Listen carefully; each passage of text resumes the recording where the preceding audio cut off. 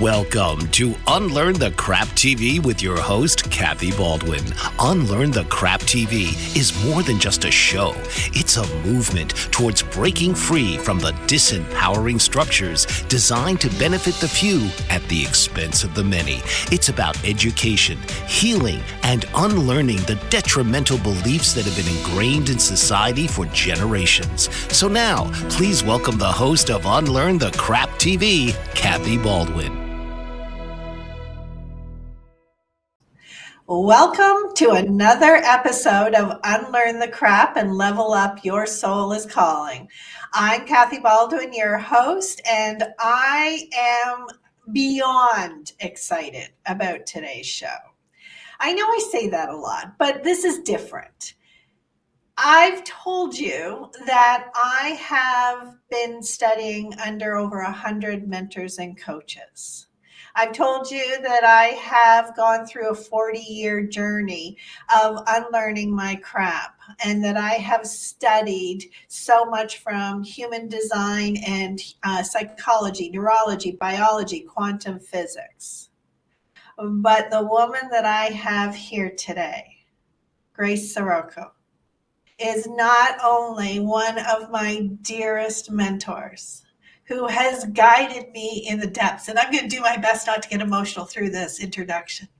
She's been there through the dark and brought me through to the light. She is someone that I am so proud to introduce you to. So Grace, Unlearn the Crap is about the conditioned responses and automatic programming that go into our limiting beliefs, the things that take us out of our disempowerment, the things that affect our life and our relationships and make us weak. And it's also the excrement that comes through our hormones in our body that are created through, that need to be released through our lymphatic and our digestive system that make us sick. There's so many things that get in the way of us living our true goddess life, that you are such an amazing goddess, mother goddess, we call you. Grace, what crap did you need to unlearn so you could level up? Thank you for that amazing introduction, Kathy. I love you. I am so proud of you. I am just sitting here beaming and watching you step into your best self and leadership. And, you know, you are formidable. I am so thrilled for all of your success. You deserve all of it. And I'm happy to be your guest here. That's a really good question. And I think it's something that all of us have to take a look at. And I think maybe for me, I think I've been a rebel coming out of the womb. I was just always a rebel. So whatever they presented me with, like, you know, you're Italian girl, you should be this way, you should do this. And, you know, all that was designed for women in this Italian culture, I kind of not unlearned it, but I rejected it from get-go. So I think I'm really fortunate that I didn't have to like learn it, absorb it, and then one day had to have this big kind of transformation and then push it all away. Like I was rejecting it as I was going. And I was always a very inquisitive, a very rebellious child. I mean, I ended up studying philosophy, not psychology, you know, and it's like, how do we know what we know? And just becoming a critical thinker. And I think it was the best training for me. So I think that, you know, I could just smell the crap as a kid. I smelled the crap about religion. My mom and dad were different religions. And I'd be like, whoa, there's two religions. There's two different ways of knowing God. Is there a God? You know, I questioned everything. So philosophy was a really, really good fit for me. I'm sure there's stuff that I learned as well. Maybe probably, you know, as a young reporter and producer at CBC Radio, maybe I accepted that, you know, women made 66 cents and then, you know, men made $1. And we would have this joke. We would get up Well, another day, another 66 cents, because, it's like sometimes you, even if you question things, things don't change. And so I guess sometimes you acquiesce and you accept things. But I think I was really lucky, Kathy, because I don't think I could just, do the goddess retreats and empower women if I had absorbed too much of that shit, or if I had married a man that had really pressed me down, held me down. My parents didn't hold me down. I didn't marry a man that did that to me. If anything, I experienced that would probably be in the corporate world, and I saw how women were treated, and maybe I accepted a little bit, like this is the way it is.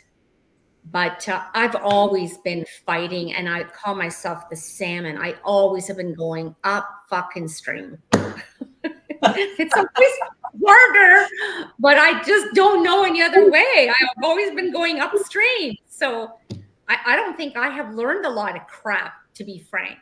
I just have rejected the crap as soon as I came out of the womb. Because I have been through your retreats, and I have seen how you have guided all of us through all of our crap. Before we go deep into this conversation, Grace, would you please introduce yourself and tell everybody how you level up and serve the world?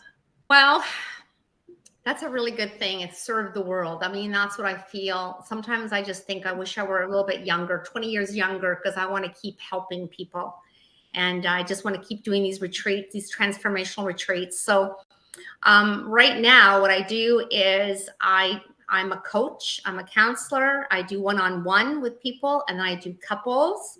And then I run these intensive programs, because that's where the breakthroughs are, like in these kind of settings where you have other people there so that you're not alone, and you have a community. And the best therapy, the best transformation and breakthroughs, they happen when you're in a group that a leader can create a beautiful, loving space. So those are my most favorite things to do. So I do couples retreats. It's called the Grace Fix. It's a couples retreat in Niagara-on-the-Lake. And then I do women's retreats. And once a year, welcome some people to Italy. And I will do a retreat in different areas in Italy, because I did that for 10 years. I took people to Italy May and September for 10 years.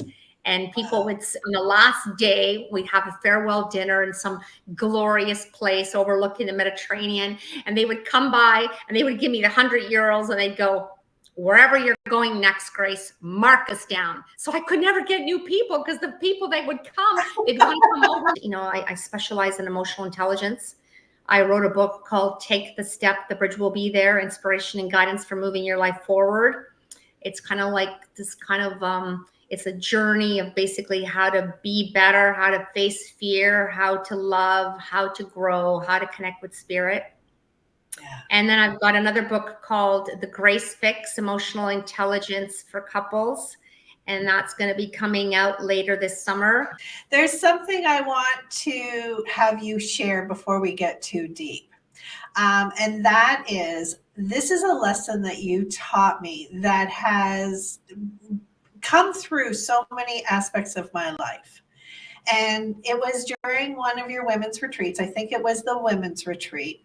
And you told the story about a nun who was healing from abuse, but she couldn't swear.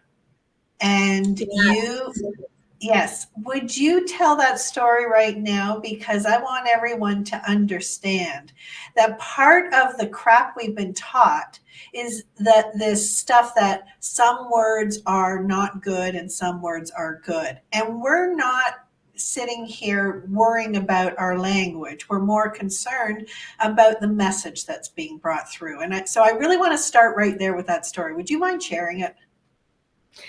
No, I'd be happy to share it. So one of the things that I do at the women's retreat is I connect women to their emotions. And if they have suffered injustice, if they have suffered wrongs, if they have had a difficult childhood, whatever their conditioning, their environment was, we take on all these negative emotions, and then we don't know what to do with them.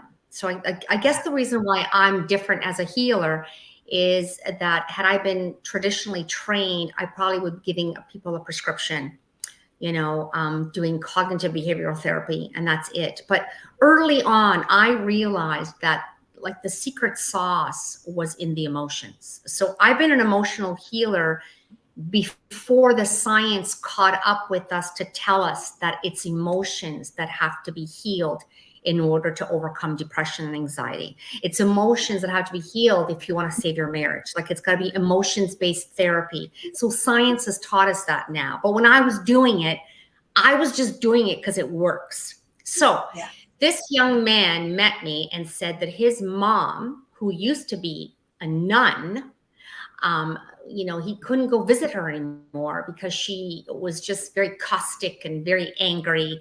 And he said, Grace, I think you can help her. So her story was that she was a Roman Catholic nun and she was in the convent for many years. And so she gets programmed, right? I mean, religion is a huge programmer and it programs many of us. But for her, it programmed her in a big way. And Mother Superior had done some really bad damage to her. She had a lot of memories of what Mother Superior put her through. So during one of the exercises, as you know, it's the pillow exercise where we're trying to activate, to like get the emotions out, because the emotions, if you don't, plug into them, we become sedated, we become depressed, we become comatose because we push those emotions down, down, down. And her emotion of anger and rage and injustice and outrage, it was really, really, really down. And then in her life, whenever somebody triggered her, she would let them have it. And that's why her son said she was just being really nasty to his wife. She was being nasty to people. And she's a really sweet woman. So he's like, I don't know what's wrong with her. So I was trying to get her to connect with her anger. And she just, because as a Roman Catholic nun, she could not swear. Now I have a theory on swearing, and it's backed up by science. Like, I mean, I do not like to take the Lord's name in vain. I mean, that is just uncalled for. But when you try to get anger out, research shows that if you can connect to the swearing energy and get the swear words out, the anger kind of piggybacks on the swearing and the anger is out. It releases, it goes downstream. So she was hitting this pillow and I was trying to get her to talk to this Mother Superior. What do I say to her? And she was just going like, you're not nice. You're not nice. I'm going, no, it's not enough. You've got to say something more. Like, what about F you? Or what about how dare you? Or what about, she could not swear. She just had this block. And all the other women were helping her and I was helping her. And it was only when she finally let out, I think she said, God damn you. And all the tears and the flood and all the pain, it just broke. It just came out. It was ushered out like Niagara Falls. And it was behind that, God damn you. You're not allowed to say stuff like that.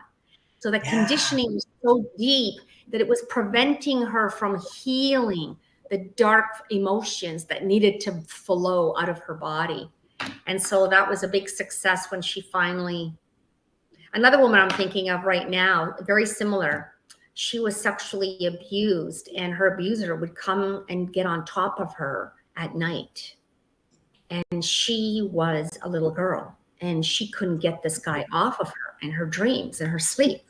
And at the retreat, I remember she finally had the breakthrough when she was getting the anger out. And all she said, get off me, get the fuck off me, get off me, over and over and over. And she got her power back.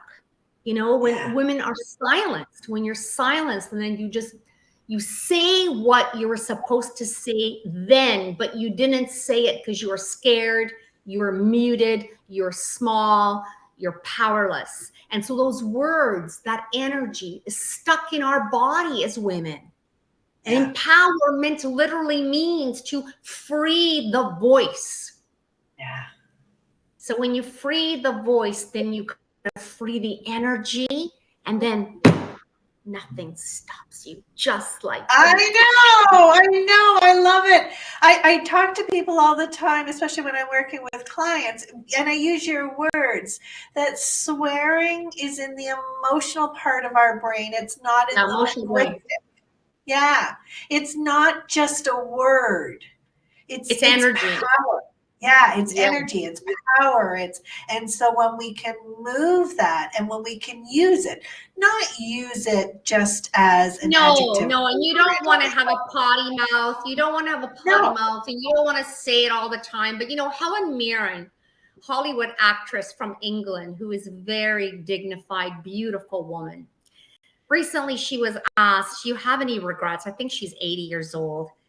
And she thought about it and she goes, "Yes, I regret not telling more people to fuck off." So it's like, you're 80 years old and then you realize it, because when you tell someone off, you're basically saying, these are my boundaries. This is what I will accept. This is yes, this is no. And women sometimes you have to say it, like, yes, and we were not taught that. That's part of the crap that we need to unlearn. That's I was taught good girl. I was taught, be a good girl. Don't make anyone uncomfortable around you. Don't swear. My mother, we used to call her Miss Prissy because my father would swear like a trooper when she was outside the room. And as soon as she came in, he had the cleanest vocabulary possible. But it was all about nice girls fill the blank. Nice girls don't swear. Nice girls don't sit with their legs wide open. Nice girls, are there for their husband. Like, that's the crap you're talking about. It's all those conditions, and it's kept us small, and it kept us powerless, and it kept us controlled, right? Yes. This is why in the 60s they gave women that #1 drug, Valium. A woman couldn't cope with her life, and she'd go to her family doctor, and the family doctor, all they had was to give her Valium. So many women in Canada and the US were on Valium in the 60s and 70s and the 80s. You know why they call it a hysterectomy, right? Because they thought that a woman who was hysterical, that it was because of her uterus and her ovaries. And so that's what, when they removed all of that, that was to control a woman's emotions. It was about manipulation and control. And that is the main thing that Unlearn the Crap is about, especially in today's day and age, where we need to have our voices. We are being called forward to level up. And we all have a place, but when we are silenced and when we suppress everything. That's right. I just had this image of you because you did quite a few of my retreats. And I did the Sedona retreat. Remember when I took people to Sedona, Arizona, and I was teaching them all about, did you come to Sedona twice? No, but I was at the first one. The first one. So I was teaching everybody about energy, about the vortexes, because in Sedona, there is like a scientifically measured amount of energy, and there's something real there. All the cypress trees, their trunks are all twisted up because of the vortex energy. And we went to one and so I was teaching about the feminine energy. Some of the vortexes had feminine energy, which is the one with the water, the cathedral vortex. Then there's the ones that airport vortex, airport rock, and then bell rock. Those are masculine energy. I have this image of you at the feminine vortex, and we crossed over and you were in the water, and I have this image of you and you're just like going, just taking in the sunshine, taking all this energy. And you said that day, like, I'm going to do this. I'm going to empower women. I'm going to empower people. Like, my work is not done. Like, I remember you making this statement about your future. And it was a very powerful place to make such a statement. Do you remember that? I don't remember that statement, but I remember that place. I remember You wanted to live there. Didn't you say you wanted to buy a place yes, there? I still do. I still do. I still do. My dream is still to own a retreat center in Sedona, because of what you brought me through, and that was absolutely magical. But through that whole retreat, everywhere I looked, there were heart rocks. Heart rocks. I would look, and there would be rocks and hearts everywhere I turned. And when you took us to, was it Bell Rock? Was it Bell Rock? I mean, I can see the visual of the creek and the red rock and dragonflies. No, that wasn't Bell Rock. That was Cathedral Rock. That was the feminine one with the water. Yes. So find in the water that you're talking about, there was this massive, massive boulder. Like there was 5, 6 of us sitting on this rock, and there was still room left over, and it was shaped like a heart. Yes. Yes. Yes. Yes. Yes. Yes. You went there the next year and you said, Kathy, you're not going to believe this. The rock is not shaped like a heart anymore. Yeah. What happened to it? I don't know, but it was there for us. Yes. The magic was there for us. Yes, that's cool.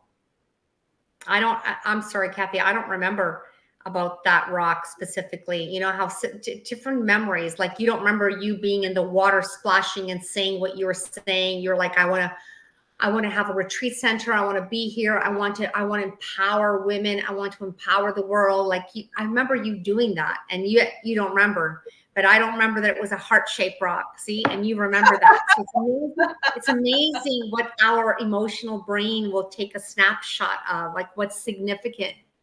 You know, yeah. I'm always fascinated, like when kids are affected by something, and then later on in life, their careers, you know, navigate, and then they end up like, you know, you can take a little boy to see a dolphin show, and that's the moment that, you know, they fall in love with these creatures, and then they decide they're going to be a dolphin trainer. Like my son recently told me that, like we took them to Alberta, and we took him, his name is Jasper, and we took him to Jasper National Park, and he saw his name everywhere, and he saw mountains. And he told me recently, like he's a mountain man. He lives on the island, Vancouver Island. And he said, Mom, it was that trip. He goes, I fell in love with mountains, and I knew I couldn't be far from them. And there's not enough mountains in Ontario. So, you know, I don't think he's going to be ever moving back home. But, you know, I'm always fascinated by how, you know, things that we experience, why something touches one person, but something else touches another person, you know, and makes that kind of mark. Yeah, that's one of the things that I like talking about with the universal laws, is that our reticular activating system is like a screen door. And so everything comes in through our filter and our perspective. And we can all be experiencing the exact same moment, but because it's going through filters and it's going through our own central nervous system and the crap that we've been taught and believe and all of this stuff, we all have different realities, and it'll either be empowering or disempowering. Mm-hmm. Could you imagine if your son had had a negative experience with those mountains, how differently that seeing his name all over the mountains would have changed the trajectory of his life? Exactly. He said that was a really special trip, or me never taking him out there at all. You know, that's why I always say to parents, like, your job is to expose your children. Like, stop buying them plastic crap. Stop buying them the stuff. You know, kids don't need more plastic blocks. They need to get outside, take off your shoes, walk on Mother Earth, you know, go to the mountains, go to the rivers, go to the streams, watch the birds. I just saw an article that apparently scientific evidence now, that just executives who go outside and listen to bird songs lowers their stress levels, and it's like measurable. Like it's amazing just listening to birds, watching birds, listening to the songs of the birds. So yeah, I just think Mother Nature is the healer, and travel is so great with kids and exposing them to experiences. I'm all Yeah. about that.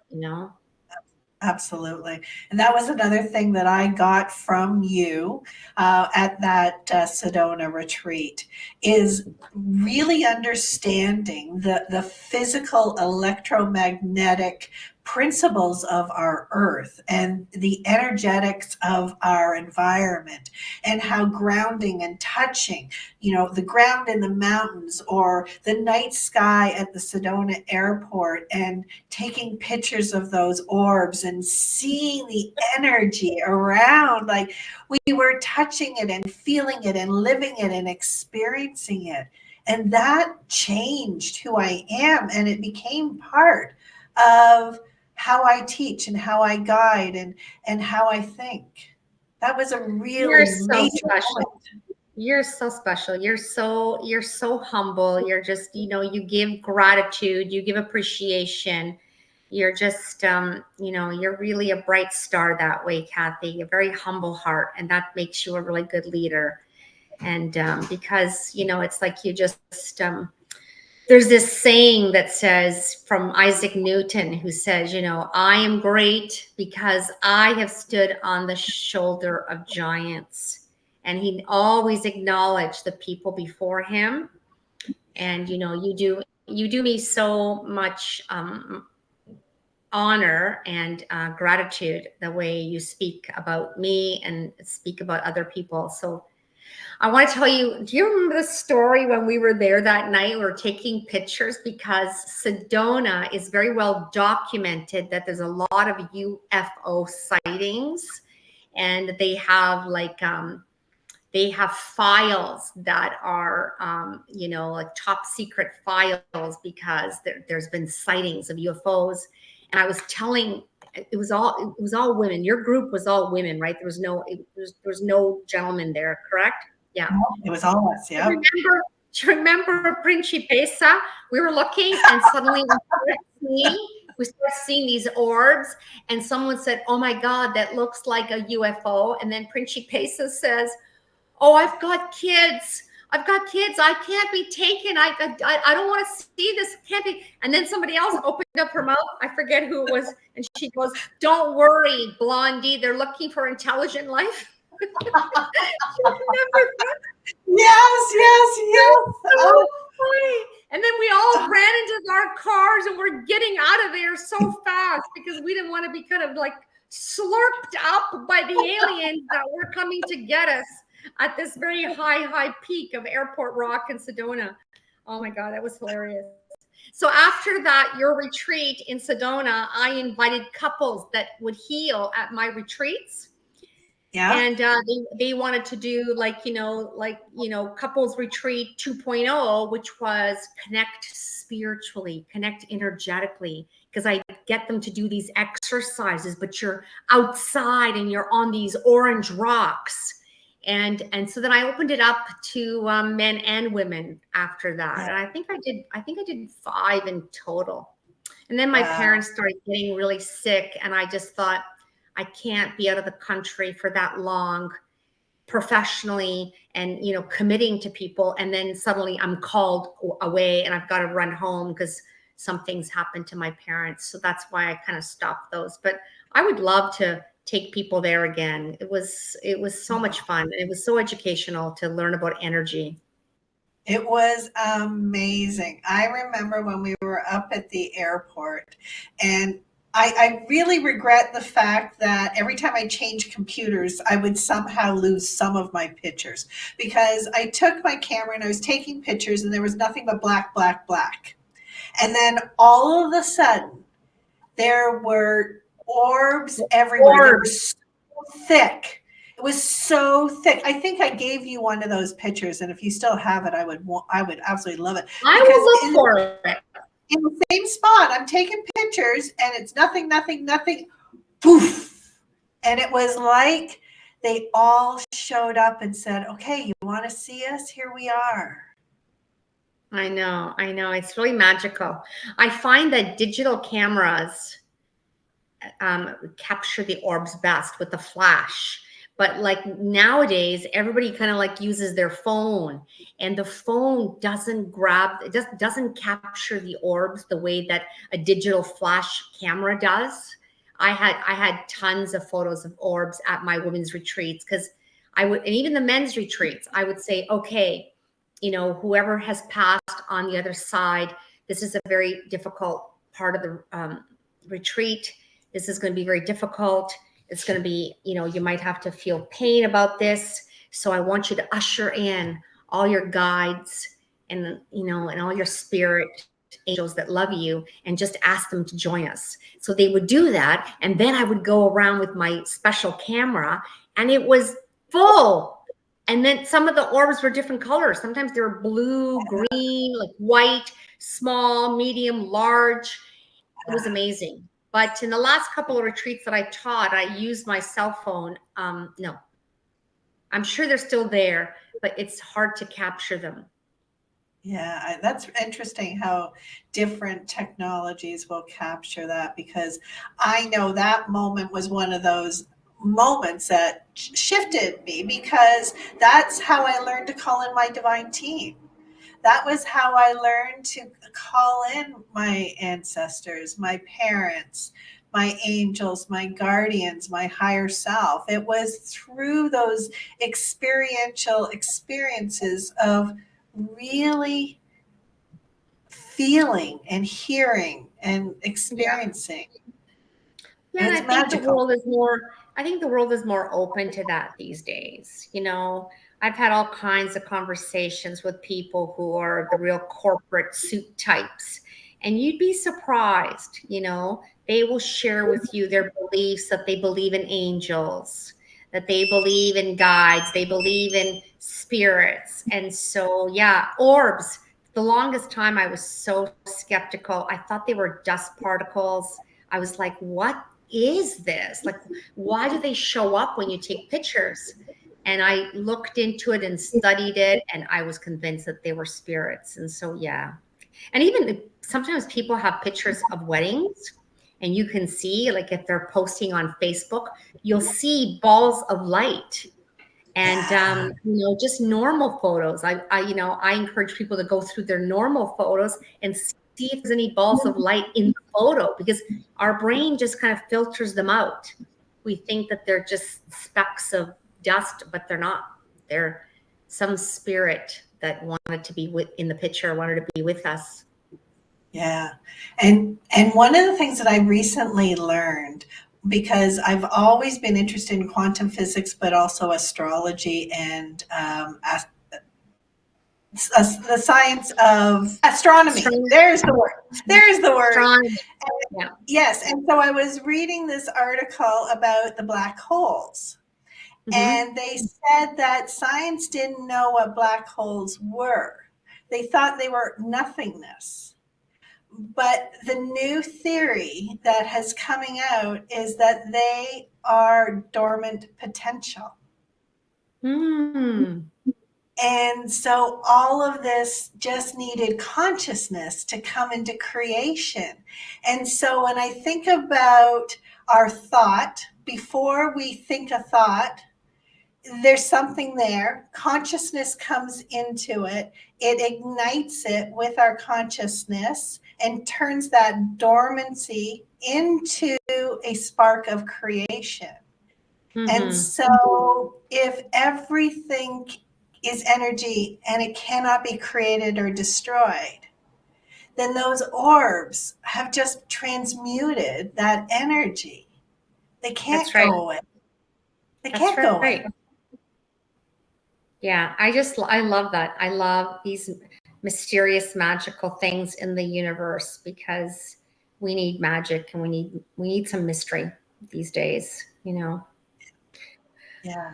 It's a time with a lot of uncertainty. The clients that I talked to, that the woman I talked to this morning, just, she has a trans daughter, and she has some other issues happening. She's got elderly mother who's sick, And she's just really worried about the world for her, her daughter. And she's worried about so many things because everyone's just they have uncertainty, and they just don't know what's going to happen to us.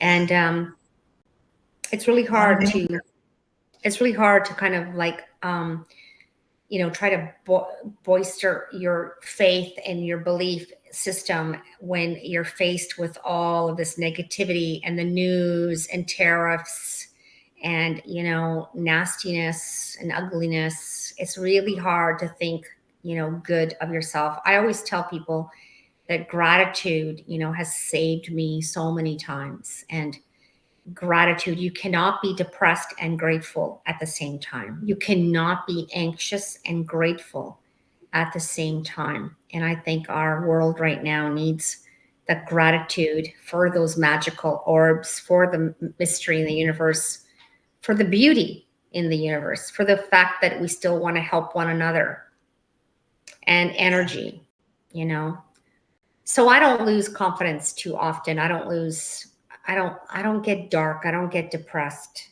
very often. But I talk to a lot of people who do, and it just makes me sad for them. It makes me so determined to have these conversations that we don't go into helplessness, because that is part of the disempowerment. And I believe that everything that is happening, including all of the ugly and the hate and the injustice, it's all coming out so that we can hit our breaking point and say, enough is enough, and we can stop it, and we can come back to the place of humanity and the place of love and compassion that we naturally belong. I think we've gone so far out of whack of what the beauty of humans are, and it's making us incredibly sick. Yes. A lot of this uncertainty, it's and it's just like a cancer in our society. And every time you turn around, somebody new has cancer. It's just so debilitating. Like the cancer departments of all these hospitals in every major city in Canada. It's the one department that is growing. Well, they're directly linking our gut microbiome, our stress, our inflammation, our emotions to disease. Yes. And that's why what you do is so instrumental in teaching people how to release that. That's what I was saying in the beginning about unlearning the crap. It's also that physical excrement, because when it stays in our body, it creates cancers, it creates disease, it creates disharmony. We must. Kathy, how do you help people unlearn the crap? What's your favorite way to kind of deprogram and unlearn the crap? My favorite is universal laws.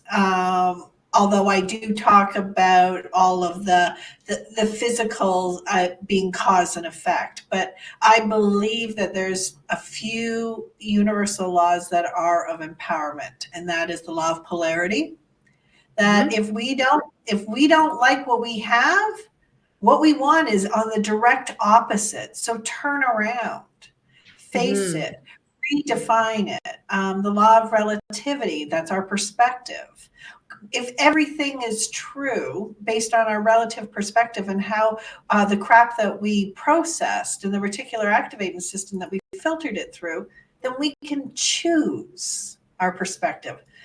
And actually, if I come back to root cause, you inadvertently taught me that. I remember. Really? Yes.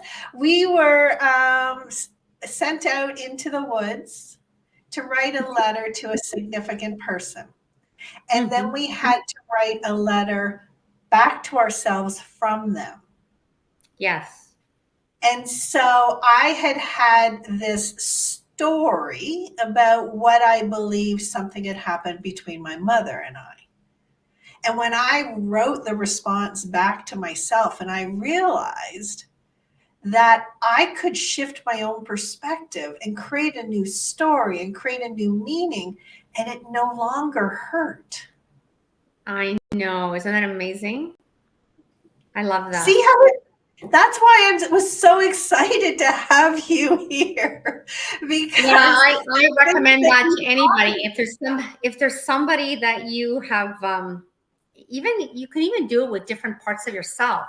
Like you can do that exercise. Like if you write a letter to your inner child, okay, then you give the inner child a voice and you let them write back to you and tell you what it was like for them.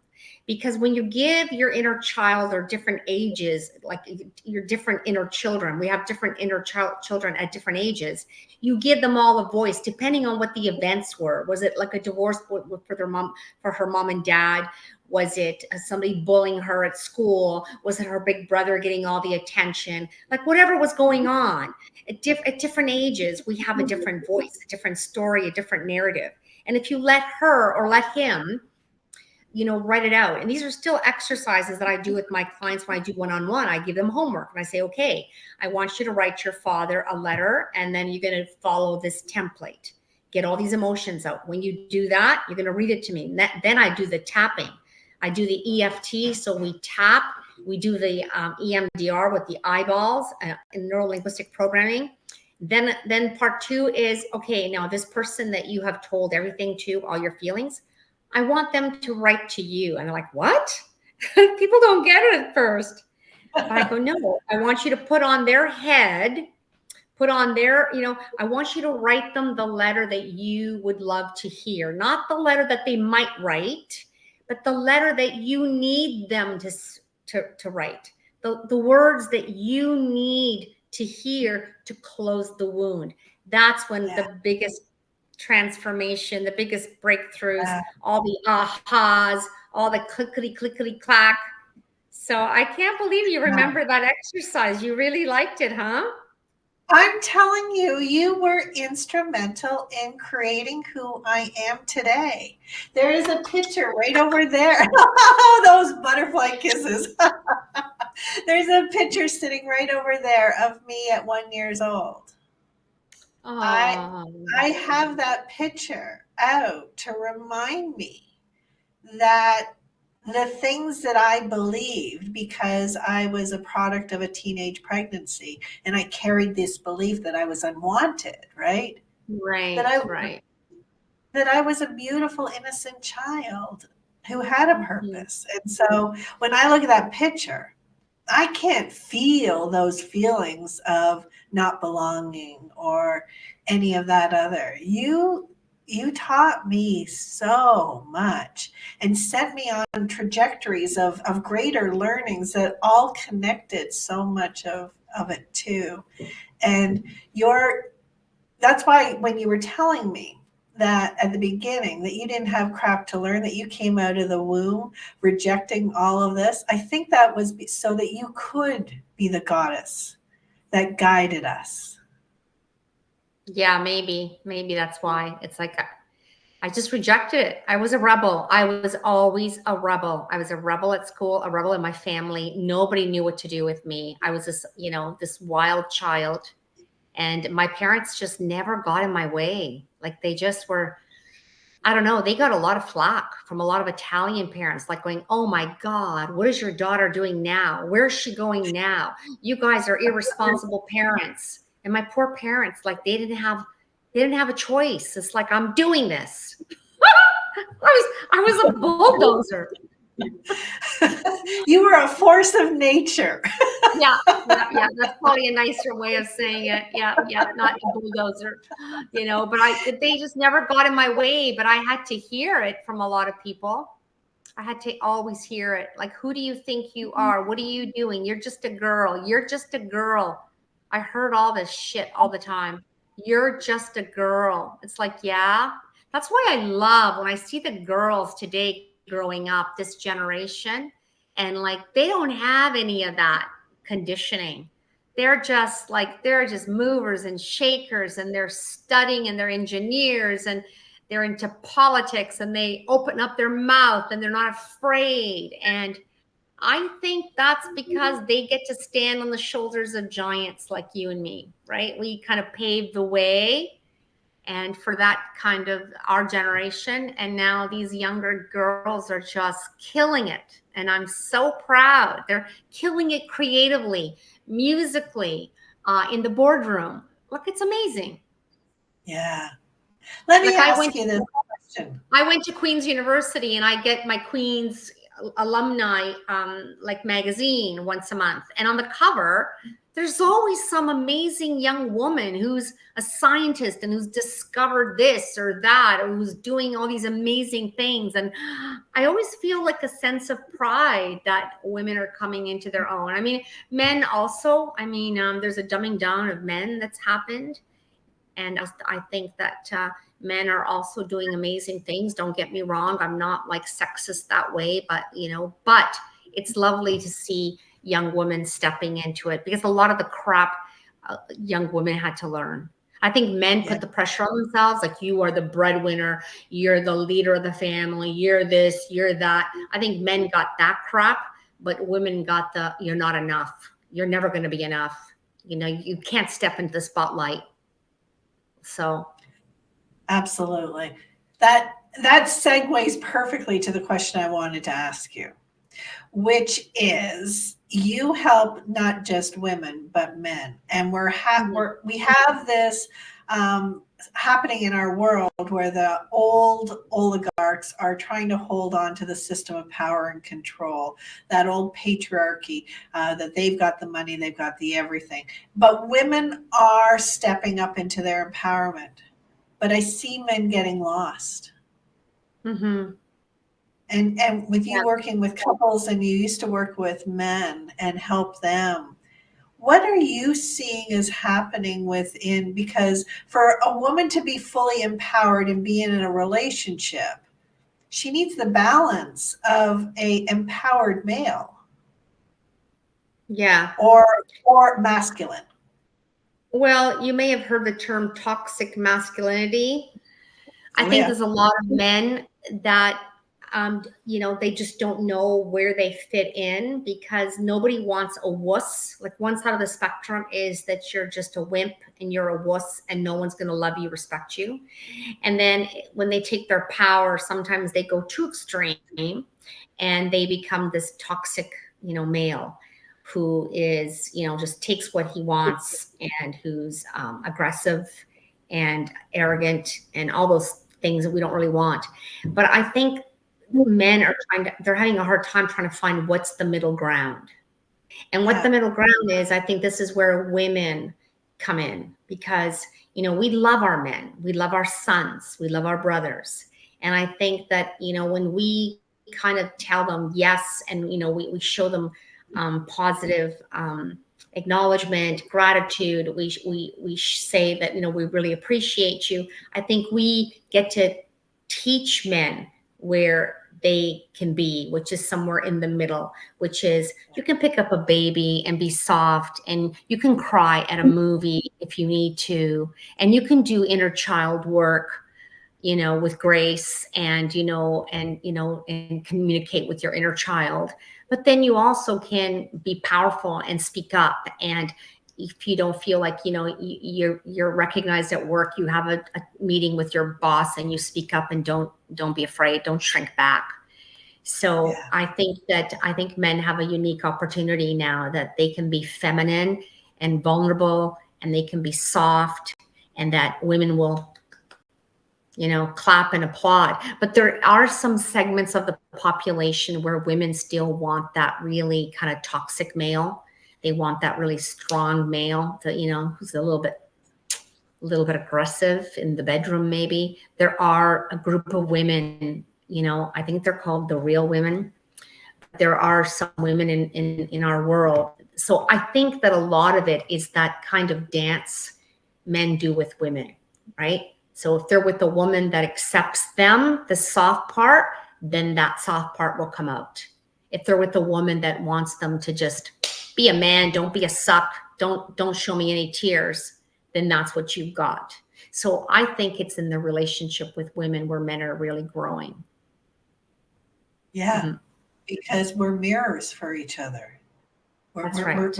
We're bringing the crap to the surface. That's right. And it's how That's we, right. it's how we evolve it. Yeah. Yeah, and no time in our history, where anything goes, anything happens. Like, the man can take the woman's name, the man can take pregnancy leave or maternity leave or paternity leave, and stay at home with the child. The woman can go to work. Like it's whatever you want. You can have two gay guys raising a family. You can have two women raising a family. Nobody bats an eye. Like, it's like our society is very, accepting and, live and let live, which is my philosophy. Live and let live. Like, just leave people alone. Yes. Just mind your own business. And that's how you want to know God, then bless you. This is how I know God. Well, then don't come and tell me that I'm wrong. Like, let's just leave people alone and let's just live and love life as much as we can while we're here. I mean, my dad died at 93 a few years ago. That was his biggest lesson for me, is that he adored life. He loved life. Every day you'd ask him, how are you doing? And he goes, another day to love life. Wow. Like, just love life and stop meddling into other people, what they're doing, and they're not doing it the way you like. So what? Who are you? Get off that train.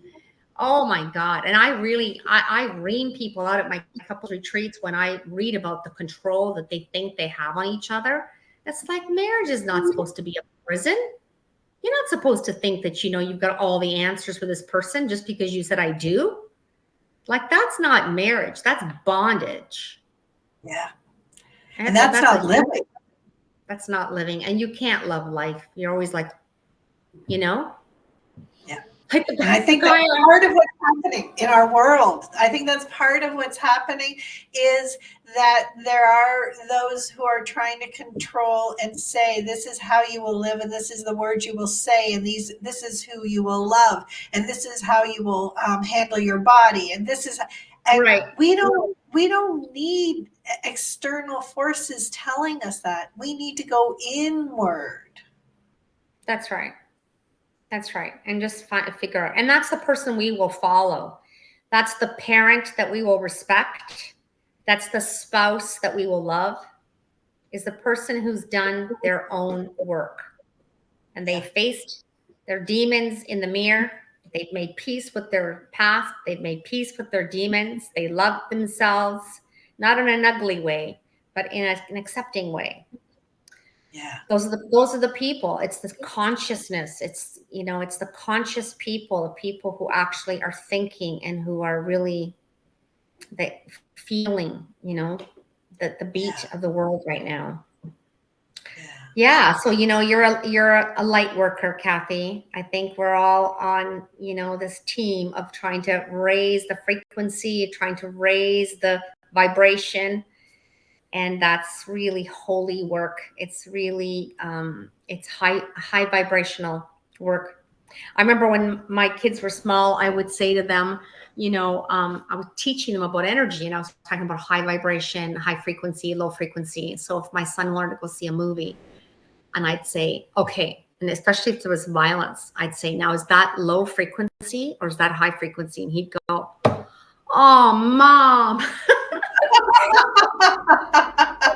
We'd be like, oh my God, Mom. Like, I'm going, can you just for once just not be like that? Can you just be like my friend's mom? And just like, she doesn't care. She's like, have a good time at the movies. And I'd be always like questioning everything. You want to go for a sleepover? Well, who are the parents? La, la, la, la, la. I'd have to get involved. You want to play football? Well, convince me. How are you not going to get hurt? Like, I'd be one of those parents.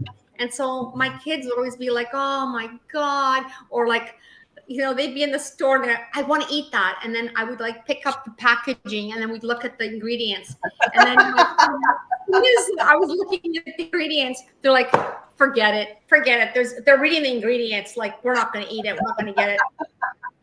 So it's all about being conscious. And I remember one time my son just says, why do you have to be so difficult and so, I said, well, Jasper, this is the only way I know how to be a mom.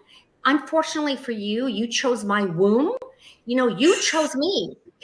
You chose to come into my womb and be born to me. And as your mother, this is how I know how to be your mother. So, like, I'm happy to say that Jasper and his wife Stacy are expecting their first child, and I can't wait to see what he's gonna be like. He's gonna be on top of everything and like, what do you want to do? Like, no, convince me. And what about this? And no, that's low frequency, low vibration. That's not good. I can't. I love it because you were the same mother that you were as a daughter. Exactly. Like, question stuff and don't lie down and don't just accept things, and like do your own research and figure things out. And if there's violence and you're a little boy, you don't need to watch all that violence. That's going to change the structure of your brain, darling.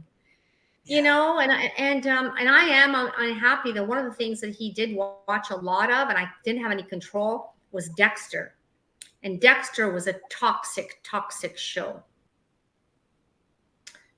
Just like The Sopranos. Everybody was talking about The Sopranos, but I'm very, very sensitive. And I remember watching one episode, and it wasn't even like out there. It wasn't vivid. It wasn't like they weren't showing what they were doing. They were implying it, but just the implication, which is they were chopping up some human being, putting him into a bag.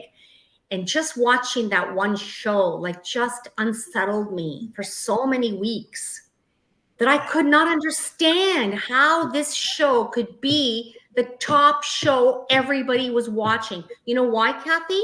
Because people are numb.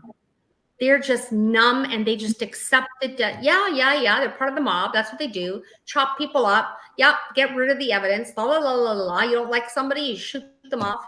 I couldn't function like that because I go into it. I feel everything. I'm a feeler. Well, and so I feel everything, and I couldn't cope. That is a beautiful example of the law of attraction and vibrational frequencies. When we are running so low, so dead, so flatlining in our own emotions, that's what we're attracting into our life. Yeah. And for me, it was too much. It's like, I had to stop reading the newspaper. Like, I get my news like through radio because I used to be a broadcast journalist. So to me, it's like it's radio. And, but I would open up the newspaper and my eyeballs, where does it go? It goes to some horrendous story of like child malnutrition and grandparents and what happened to kids. And then it's like I've got that in my mind now for 2 weeks, and it just doesn't leave me. And it's like I feel everything. Yeah. So when you're sensitive like that, you have to also be careful about who you invite into your orbit, who you hang out with, what shows you watch, what you expose yourself to. If you put yourself into the underbelly of society, well, you can't create greatness. You can't lead people.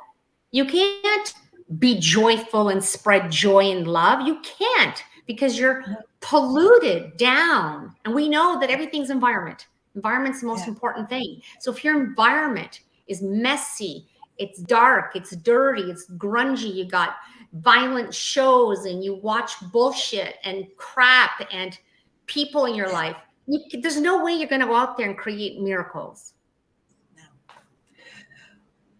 I could not have scripted a better way to end this show and end this conversation. Grace, I love you. I adore you. I respect you. I honor you. I think you are so freaking amazing.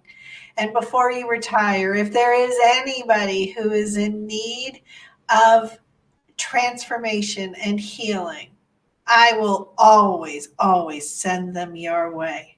Grace, where can people find you? GraceCirocco.com. Beautiful. Yeah, Thank you Grace so much. Kathy, I just want to say I salute you. I salute. Remember Tashi Delay? This Yes. Tibetan greeting. I salute the magnificence. I honor the magnificence in you. These Tibetan people that shared that with me so many years ago. And I used to finish all my speeches around the world with the story of the Tibetan salutation. I think that, you know, this is really, you really warrant this beautiful greeting, Kathy. You are doing your life's work. I'm so thrilled and happy that you're following this path for yourself, and you're spreading more light and more love and more joy and more knowledge in our world. So I salute you and I congratulate you on all of your amazing success, and thank you for having me on. I love you. Until next time, we'll see you. Keep unlearning your crap so you can level up.